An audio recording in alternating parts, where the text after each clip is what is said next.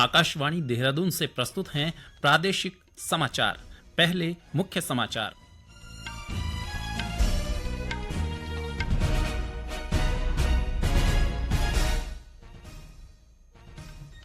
मुख्यमंत्री पुष्कर सिंह धामी ने चारों धामों में चल रहे विकास कार्यों में तेजी लाने के साथ ही इन्हें जल्द पूरा करने के निर्देश दिए हैं। सरकार गंगोत्री यमुनोत्री धाम और महासू देवता मंदिर के श्रद्धालुओं के लिए गंगा यमुना एक्सप्रेस नाम से विशेष ट्रेन संचालित करेगी। राज्यपाल गुरमीत सिंह ने राज्य में हिमालयी क्षेत्र की चुनौतियों के समाधान के लिए हिमालयन केंद्रीय विश्वविद्यालय की आवश्यकता पर जोर दिया। और भाई बहन के स्नेह का प्रतीक रक्षाबंधन का त्योहार कल देश भर में मनाया जाएगा।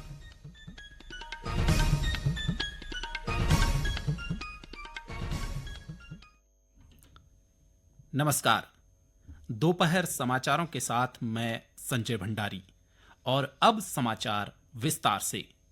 मुख्यमंत्री पुष्कर सिंह धामी ने चारों धामों में चल रहे विकास कार्यों में तेजी लाने के साथ ही इन्हें जल्द पूरा करने के निर्देश दिए हैं। श्री धामी ने कहा कि सरकार गंगोत्री यमुनोत्री धाम और महासू देवता मंदिर के श्रद्धालुओं के लिए गंगा यमुना एक्सप्रेस नाम से विशेष ट्रेन संचालित करेगी। यह ट्रेन तमिलनाडु की मदुरै से चलने वाली कार्तिकेय एक्सप्रेस की तर्ज पर होगी। मुख्यमंत्री ने देहरादून में चार धाम के तीर्थ पुरोहितों, होटल एसोसिएशन, टूर ऑपरेटर और व्यापार मंडल के साथ बैठक में यह जानकारी दी। उन्होंने कहा कि यमुनोत्री के लिए जल्द ही हेली सेवा शुरू करने की तैयारी चल रही है।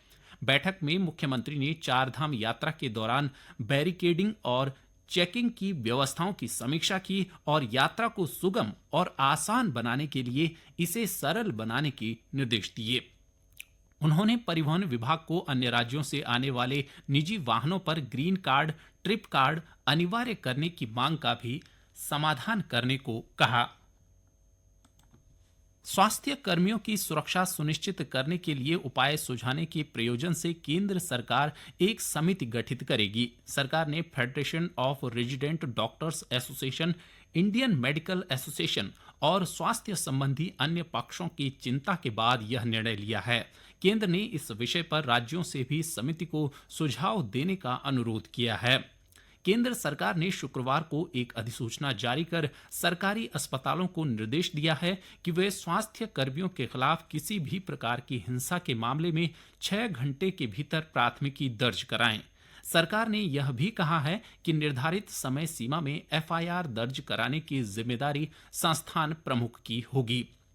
केंद्र सरकार ने यह अधिसूचना कोलकाता के आरजी कर मेडिकल कॉलेज में एक प्रशिक्षु डॉक्टर के साथ दुष्कर्म और हत्या मामले के बाद देश भर में हो रहे प्रदर्शन को देखते हुए जारी की है।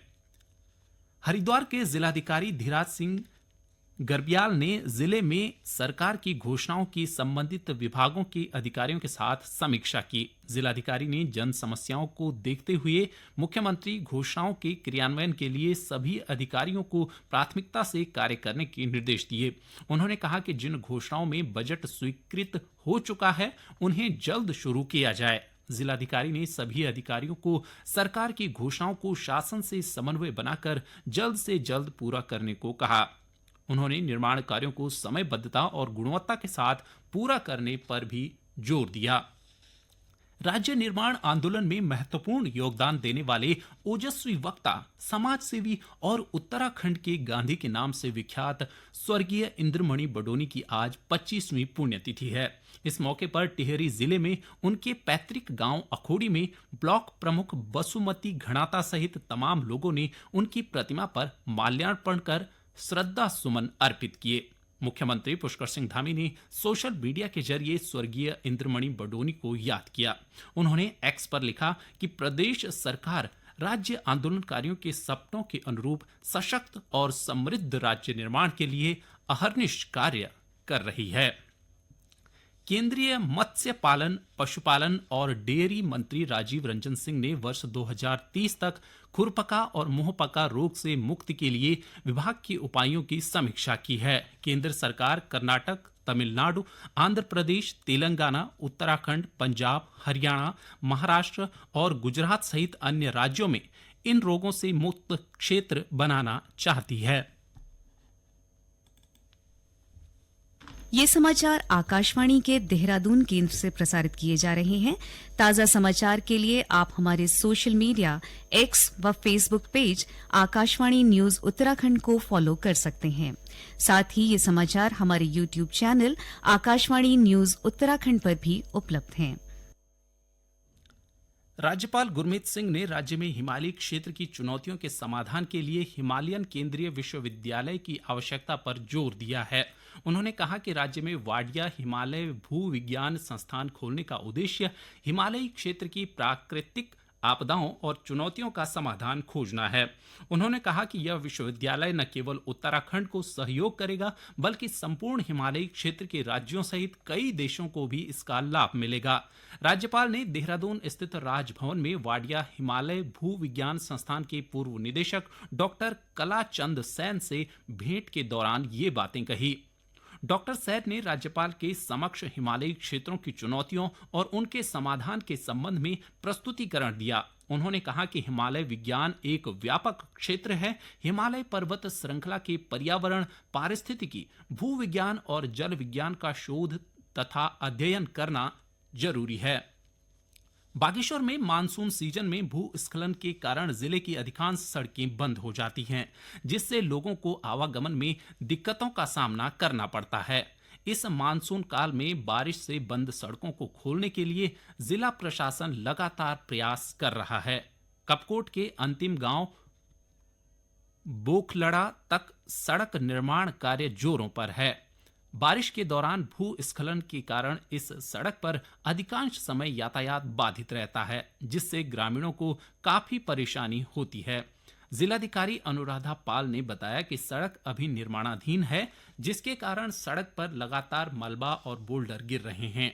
उन्होंने बताया कि जिला प्रशासन लगातार सड़क खोलने में लगी हुई है। बोरबल्डा की सड़क है वो इस बार ही सैंक्शन हुई है। बोरबल्डा बदियाकोट से लगभग 25 किलोमीटर दूर है। मेरे द्वारा भी इसका पहले भी निरीक्षण किया गया है। तो ये रोड का कार्य इस बार ही कटिंग का कार्य चल रहा है। इसमें पुल निर्माण का कार्य भी चल रहा है। तो कटिंग के दौरान ही इसमें जो आपदा के दौरान क्षतिग्रस्त हुआ है, तो लगातार इसमें पत्थर गिरते रहते हैं। रोड अभी सेटल नहीं हुई है, लेकिन तब भी लगातार कार्य इसमें किया जा रहा है खोलने का। तो पहले सीजन में रोड कटिंग में थोड़ा प्रॉब्लम आती है दूरस्थ एरिया में, लेकिन फिर भी हम कोशिश कर रहे हैं कि लगातार इस रोड को थ्रू कर दें। भाई बहन के स्नेह का प्रतीक रक्षाबंधन का त्योहार कल देश भर में मनाया जाएगा। त्योहार के दृष्टिगत देश भर के साथ ही प्रदेश के बाजार भी रंग बिरंगी राखियों से सजे हुए हैं। राज्य के पर्वतीय क्षेत्रों में पिरुल और स्थानीय उत्पादों से बनी हस्त निर्मित राखियां आकर्षण का केंद्र बनी हुई हैं। मैदान से लेकर पहाड़ तक के बाजारों में राखियां और उपहार खरीदने के लिए लोगों की भारी भीड़ देखी जा रही है। लोग सुबह से ही मिठाई की दुकानों पर खरीदारी करने पहुंच रहे हैं। बाजारों में खरीदारी के चलते व्यापारियों में उत्साह है। सुरक्षा की दृष्टि से बाजारों और भीड़ भाड़ वाले स्थानों पर पर्याप्त पुलिस बल तैनात किया गया है। बड़ी संख्या में लोगों की आवाजाही के चलते शहर के मुख्य चौराहों पर जाम की स्थिति देखी जा रही है और जाम से निपटने के लिए पुलिस ने विशेष इंतजाम किए हैं। राजधानी देहरादून, उत्तरकाशी समेत राज्य में कहीं कहीं सुबह से मौसम साफ बना हुआ है, जबकि बागेश्वर और कुछ अन्य क्षेत्रों में बादल छाए हुए हैं। इस बीच मौसम विभाग ने अगले 5 दिनों का मौसम पूर्वानुमान जारी किया है। विभाग के अनुसार आगामी 22 अगस्त तक राज्य में बारिश के आसार बने हुए हैं। इस दौरान राज्य में कहीं कहीं भारी बारिश और आकाशीय बिजली चमकने की संभावना व्यक्त की गई है। विभाग की चेतावनी को देखते हुए सभी जिला प्रशासन को सतर्क रहने के निर्देश दिए गए हैं। साथ ही संवेदनशील स्थानों पर भूस्खलन होने की स्थिति में मलबा हटाने के लिए पर्याप्त मैन पावर और मशीनें तैनात करने को कहा गया है। राज्य आपातकालीन परिचालन केंद्र के अनुसार प्रदेश के पर्वतीय क्षेत्रों में बारिश और भूस्खलन से 100 से अधिक मोटर मार्ग अवरुद्ध हैं, जिन्हें खोलने के प्रयास लगातार जारी हैं। चारधाम यात्रा मार्गों पर तीर्थ यात्रियों से बारिश होने पर सुरक्षित स्थानों पर ठहरने की अपील की गई है। इसके अलावा अपने साथ बारिश से बचाव के लिए जरूरी सामान रखने की सलाह दी गई है। अंत में मुख्य समाचार एक बार फिर।